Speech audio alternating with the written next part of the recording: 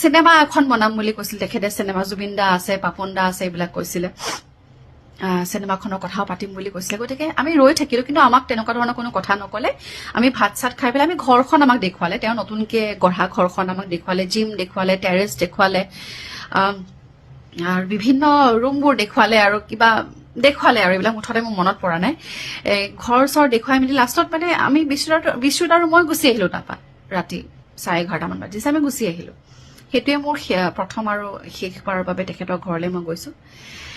এটা কথাটো হল আমি অসমীয়া হিচাপে মোৰ দুটামান কথা ক'বলগীয়া আছে যে আমি যেটো মেইন কথা মানে যেটো মূল উদ্দেশ্য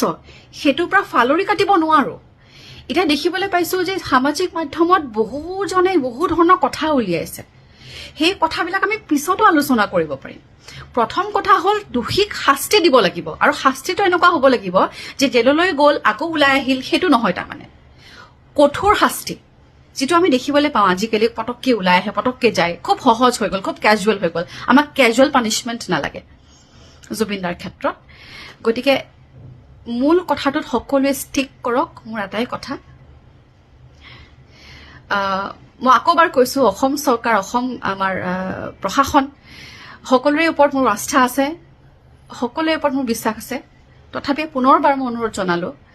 ইমান দিন কিয় লাগিছে 7 দিন হৈ গ'ল অনুগ্ৰহ কৰিছো সোনকালে কাম কৰক কাম কৰি আছো দেখা পাইছো কাম কৰি আছে তেওঁলোকে দেখা পাইছো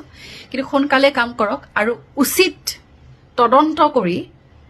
দোষীক কঠোৰতকৈ কঠোৰ শাস্তি দিয়ক লাগিলে জুনেই নহওক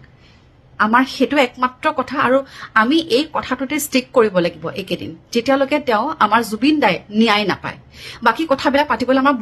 বহুত আছে বহুত দিন আছে ডাইভাৰ্ট নহব stick to the point thank you so mass